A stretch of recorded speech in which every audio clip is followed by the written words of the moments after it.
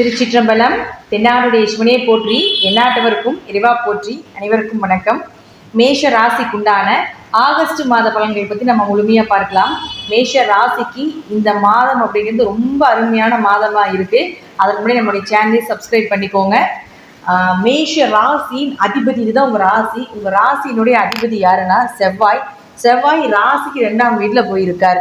2ஆம் இடம் அப்படிங்கிறது தனஸ்தானம். இந்த மாதம் 26ஆம் தேதி வரைக்கும் இருக்கிறார். யாரோட சேர்ந்து இருக்கார்னா பாக்கியாதிபதியாக இருக்கக்கூடிய குரு பகவானோட சேர்ந்து இருக்கார். அப்போ இது வருடத்திற்கு ஒரு முறை வரக்கூடிய பலன் தான். அதுல பாயிண்ட் நம்பர் 1 பாக்கியாதிபதியோட உங்களுடைய ராசி அதிபதி சேர்ந்து இருக்கிறது. 2வது பாருங்க, உங்களுக்கு குலதெய்வம். நம்ம எல்லாருக்குமே எத்தனை தெய்வங்கள் வழிவிட்டாலும் குலதெய்வம் வழிபடணும். அப்போதான் நமக்கு எல்லா காரியங்களும் ஜெயமாகும். அதுவும் வருடத்தில் ஒரு முறை தான் நம்ம குலதெய்வ ஸ்தானம் வலுவாக இருக்கக்கூடிய மாதத்தில் போய் வழிபாடு பண்ணால் மிகப்பெரிய யோக காலமாக இருக்கும். அதே போல் இந்த மாதம் குலதெய்வங்கிறது 5ஆம் இடம். அந்த குலதெய்வ ஸ்தானாதிபதி யாருன்னா சூரியன். இந்த சூரியன் பாருங்க 16ஆம் தேதிக்கு மேலே 5ஆம் இடத்துக்கு வருகிறார். அப்போ இந்த 16ஆம் தேதிக்கு மேலே மிகப்பெரிய யோக காலத்தை இந்த மேஷ ராசி அனுபவிப்பார்கள். அது மட்டும் இல்லாமல் உங்களுடைய குடும்பம், குழந்தை, இது எல்லாமே 5ஆம் இடம் அப்படிங்கிறதுனாலையும் இது சார்ந்த விஷயங்கள் எல்லாமே உங்களுக்கு சக்ஸஸ் கொடுக்கறதுக்கு உண்டான அமைப்பு இந்த மாதம் இருக்குது. இது வருடம் ஒரு முறை வரக்கூடிய ஒரு சிறப்பான மாதமாக இருக்குது. மேஷ ராசிக்காரர்கள் பயன்படுத்தி கொள்ளுங்கள். இப்போ மேஷ ராசிக்கு ராசி அதிபதியும் அதே போல் 8ஆம் அதிபதினு சொல்லக்கூடிய செவ்வாய் 2ஆம் வீட்டில் இருக்கார். அப்போ 8 2க்கு வந்தாலே மறைமுக பணம்னு சொல்கிறோம். அதே போல் திடீர் பண வரவு, ஏதாவது பணம் கொடுத்துட்டு வராமல் நின்றுட்டு இருக்குது, ரொம்ப டார்ச்சராக இருக்குது, ரொம்ப நாளாக எங்களுக்கு அது சார்ந்து ஏதாவது ஒரு மைண்டு பிரச்சனையாகவே இருக்குது அப்படின்னு நீங்கள் நினச்சிங்கன்னா இந்த மாதம் நீங்கள் கொஞ்சம் மூவ் பண்ணிங்கன்னா அந்த வெளியே கொடுத்துருக்கிற பணம் எல்லாமே உங்களுக்கு திரும்பி வர்றதுக்கு உண்டான வாய்ப்பை இந்த மேஷ ராசிக்கு செவ்வாய் ஏற்படுத்தி கொடுப்பார். அது மட்டும் இல்லாமல் 9ஆம் அதிபதினு சொல்லக்கூடிய குருவோட ராசி அதிபதி செவ்வாய் சேரும் பொழுது குரு மங்கள யோகம் வேலை செய்யும். குரு மங்கள யோகம் 26ஆம் தேதி வரைக்கும் இருக்கும். இந்த 26ஆம் தேதி வரைக்கும் பெயர், புகழ், மதிப்பு, எங்கே போனாலும் ஒரு செல்வாக்காக இருக்கக்கூடிய ஒரு அமைப்பு. நீங்கள் சொல்கிற பேச்சு, உங்களுடைய பேச்சுக்கு மரியாதை, உங்களுடைய வாக்கு சித்தி அதிகமாகிறது, இதெல்லாமே சிறப்பான பலனாக இருக்கும். இப்போ வாக்கால தொழில் செய்யக்கூடிய மேஷ ராசி அன்பர்களுக்கு இந்த மாதம் உங்களுடைய திறமைக்கும், உங்களுடைய பேச்சுக்கும், உங்களுடைய அங்கீகாரத்துக்கும் உண்டான பண வரவு, வருமானம் நிச்சயமாக கிடைக்கும்.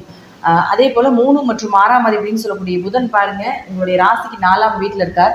பொதுவாக ராசிக்கு 4ஆம் வீட்டில் இருந்தால் அந்த இடத்துல வக்ரமாக இருக்கார். 5ஆம் தேதியிலிருந்து 28ஆம் தேதி வரைக்கும் வக்ரமாகிறார். ஸோ புதன் வக்ரமானால் கொஞ்சம் கூட பிறந்தவங்ககிட்ட கொஞ்சம் கவனமாக இருங்க. கடன், வம்பு வழக்குகள், இது சார்ந்த விஷயங்கள் எல்லாமே கொஞ்சம் வர்றதுக்கு வாய்ப்புகள் உண்டு. அதனால் அதுலேயும் கொஞ்சம் கவனமாக இருங்க. ஏன்னா புதன் உங்களுக்கு உத்தியோக ஸ்தானாதிபதியாக இருக்கிறதுனால வேலையிலேயே கொஞ்சம் ப்ரெஷர் அதிகமாக இருக்கும். வேலை பழுக்கள் ரொம்ப ஜாஸ்தியாக இருக்கும். அதனால் ஒரு 5ஆம் தேதியிலிருந்து 28ஆம் தேதி வரைக்கும் புதன் வக்ரமாகும் பொழுது கொஞ்சம் கவனமாக ஹேண்டில் பண்ணுங்க அப்படிங்கிறத நம்ம தெரிஞ்சுக்கணும். அடுத்தது பாருங்க சூரியன். இந்த சூரியன் ஆஸ் யூஷுவலாக பாருங்க 4ஆம் வீட்டில் இருக்கார். 4ல் சூரியன் இருக்கிறது வீடு, மனை, சொத்து சுகங்கள் வாங்குறதுக்குள்ள ஐடியாஸ் கொடுத்தாலும் இந்த 16ஆம் தேதிக்கு மேலே 5 குடையவர் 5ஆம் வீட்டுக்கு வரும் பொழுது நிச்சயமாக குடும்ப ஒற்றுமை, குடும்ப தேவைகளை பூர்த்தி பண்ண வேண்டிய ஒரு அமைப்பு. குல தெய்வம் உங்கள் வீட்டுக்கு வரக்கூடிய அமைப்பு உண்டு. குல தெய்வத்தினுடைய அனுகிரகம் உங்களுக்கு முழுமையாக கிடைக்கும். யாருக்கெல்லாம் குலதெய்வம் தெரியல, எங்களுக்கு குலதெய்வத்தை கண்டுபிடிக்கணும் அப்படின்னு நினச்சிங்கன்னா இப்போ அந்த ப்ராசஸ் பண்ணிங்கன்னா கண்டிப்பாக நீங்கள் குலதெய்வம் எங்கே இருந்தாலும் நிச்சயமாக உங்கள் கண்ணுக்கு தெரிஞ்சிடும். அல்லது கனவுலையாவது காட்சி கொடுக்கறதுக்கு உண்டான அமைப்பை ஏற்படுத்தி கொடுத்துரும். ஏன்னா 5 தான் உங்களுக்கு அதிர்ஷ்டம், 5 தான் குலதெய்வம், 5 தான் உங்களுடைய குழந்தைகள். உங்கள் குழந்தைகளே உங்களுக்கு முன்னோர்களாக பிறப்பது அப்படிங்கிறது தான் இந்த ஜோதிடத்தினுடைய விதியே. அப்போ இது எல்லாமே 5ஆம் இடத்துல வச்சுருக்காங்க அப்படிங்கும்பொழுது அந்த 5ஆம் இடம் எவ்வளோ ஒரு புனிதத்தன்மை வாய்ந்தது அப்படின்னு நம்ம தெரிஞ்சுக்கணும். அப்போ 5ஆம் அதிபதி வலுத்திருக்கக்கூடிய இந்த மாதத்தில் 16ஆம் தேதிக்கு மேலே நீங்கள் என்ன விஷயங்கள் செஞ்சாலும் அதுவும் குலதெய்வத்தை நினச்சிட்டு உங்கள் குழந்தைகளுக்காக நீங்கள் செய்யக்கூடிய அனைத்துமே சக்ஸஸ்.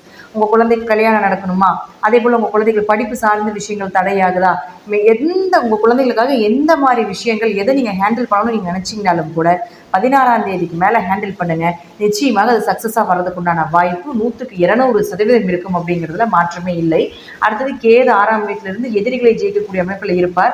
மேஷராசிக்கு பொதுவாக 6ஆம் இடத்துல கேது இருக்கும்பொழுது வேலையில் கொஞ்சம் பிரச்சனைகள், கடன் சார்ந்த பிரச்சனைகள், இதெல்லாமே கொஞ்சம் அனுபவிக்க வேண்டிய சூழ்நிலைகள் இப்போ போயிட்டு இருக்கும். ஆனால் ஒன்றும் பிரச்சனை இல்லை. இது ஒரு வருட காலங்கள் கோச்சார ரீதியாக கேது மாறும்பொழுது கொடுக்கக்கூடிய ஒரு சில விஷயங்கள் தான். அதனால் நம்ம பயப்பட வேண்டிய அவசியங்களே கிடையாது.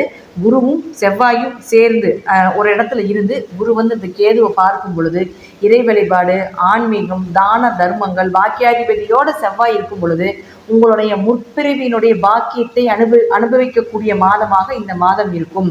தான தர்மங்கள், அன்னதானம், இது போல நிறைய விஷயங்கள் மேஷராசிக்காரர்கள் இந்த மாதம் செஞ்சீங்கன்னா பல மடங்கான புண்ணிய கணக்குகளும் பல மடங்கான வெற்றிகளும் உங்களுக்கு வந்து சேரும் அப்படிங்கிறதுல எந்த ஒரு மாற்று கருத்துமே கிடையாது. அதே போல் உங்களுக்கு 12ல் ராகு இருக்கிறது, வெளிநாடு பயணங்கள், இது எல்லாமே உங்களுக்கு சிறப்பாக இருக்கும். 12ஆம் அதிபதி 2ஆம் வீட்டில் நிற்கிறார்.